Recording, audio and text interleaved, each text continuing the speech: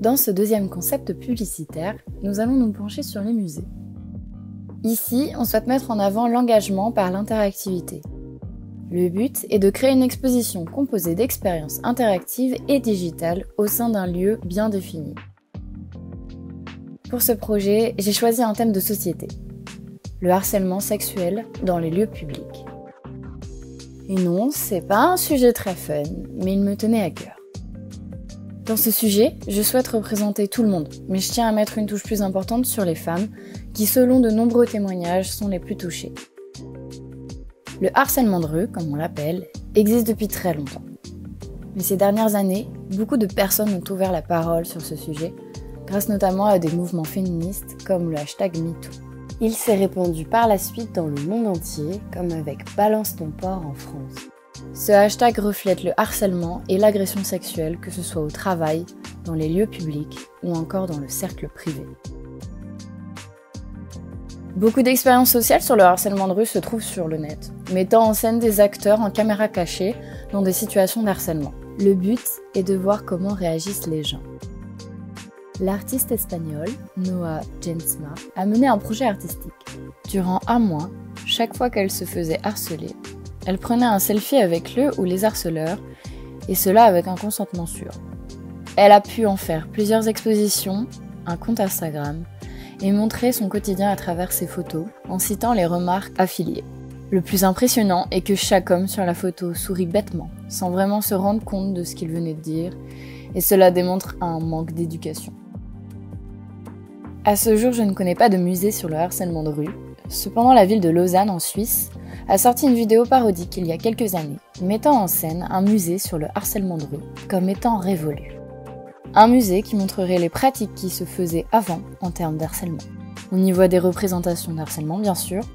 La caresse dans les cheveux non sollicités, l'insulte, etc. Toutes ces choses, au fond, qui rappellent ce type de harcèlement d'époque qui est exercé sur la voie publique à l'encontre le plus souvent des femmes. Des immersions auditives avec des insultes. Eh, t'es bonne. Quand on va les rides, t'imagines la gueule. Eh, Sagouine. Jolies jambes. Elles sont à quelle heure? C'est bon, je rigole, t'as pas d'humour. Mais aussi un tableau vivant très dérangeant. Le Joconde de Léonore de Vinci doit sa renommée à son regard qui ne semble jamais quitter sa proie, et ce, où qu'elle se trouve dans la pièce. J'aimerais donc apporter une sensibilisation sur ce fait récurrent, mettre la personne en tant que victime, mais aussi mettre en place une pédagogie pour savoir comment réagir et aider. Mon exposition se déroulera dans un bâtiment industriel, brut, afin de permettre un agencement modulable selon les expériences.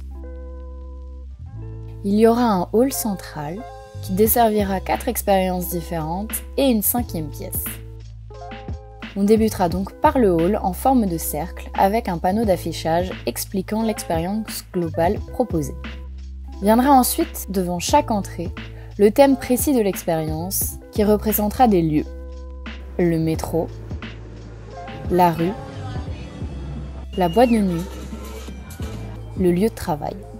L'expérience globale consistera en une immersion intégrale par casque VR dans une pièce.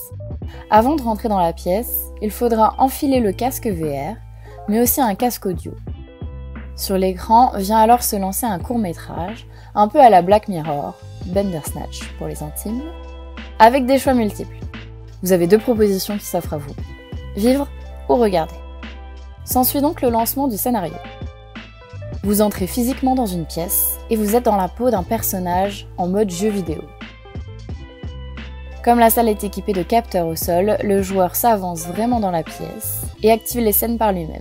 Il va vivre des scènes, selon son choix de départ, comme étant une victime d'harcèlement ou alors simplement témoin de la situation. Selon les choix effectués, les scénarios seront différents avec plusieurs fins possibles. Pour ce qui est des différents lieux, nous mettrons en place des textures et des bruits, ainsi que des odeurs. Pour le métro par exemple, on pourra mettre du béton au sol. En termes de bruit, le bruit de la rame, du métro, un bruit de foule et de pas, mais aussi une odeur désagréable, de pollution, de bouche d'égout, tout ce qui ressemble à un métro. Pour la rue, du béton au sol, des pavés. On mettra aussi des bruits de voiture, des bruits de foule, des klaxons, des odeurs d'essence, de poubelle, ou encore de boulangerie ou de fast-food. Pour la boîte de nuit, une musique extrêmement forte dans les oreilles, des bruits de verre, bruits de foule, de chant, une odeur de transpiration, de poussière, comme une boîte de nuit. Pour ce qui est du lieu de travail, on essaiera de mettre de la moquette au sol. Un bruit de machine à café, pourquoi pas. On mettra des bruits de clavier, de téléphone, de conversation. On mettra une odeur de café, par exemple, et une ambiance un peu feutrée, de bureau. À la fin de l'expérience, on repassera dans un couloir rempli de témoignages de personnes ayant vécu du harcèlement dans ce même lieu précis. Des témoignages sous forme écrite, mais aussi vidéo. On comptabilisera aussi un sondage à la fin du couloir en demandant si la personne a déjà été harcelée dans ce lieu public. Nous le mettrons en place sous forme de borne interactive.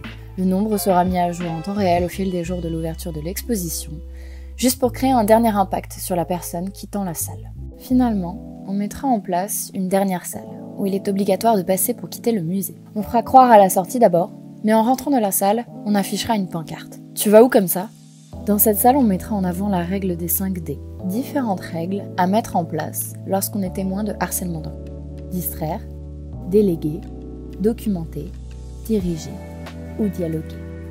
Ils seront dispatchés sur différents panneaux, avec bien sûr des explications associées, mais aussi des exemples à utiliser au quotidien. Finalement, l'exposition se terminera ici. Pour la stratégie de communication, j'ai décidé de mettre en place différentes affiches au cœur de la ville. J'ai sélectionné plusieurs phrases, brutes et assez salaces, pour que le lecteur se sente offusqué en la voyant et s'interroge par la suite. Le but est de créer l'étonnement et apporter une réponse juste en dessous pour amener sur l'exposition directement.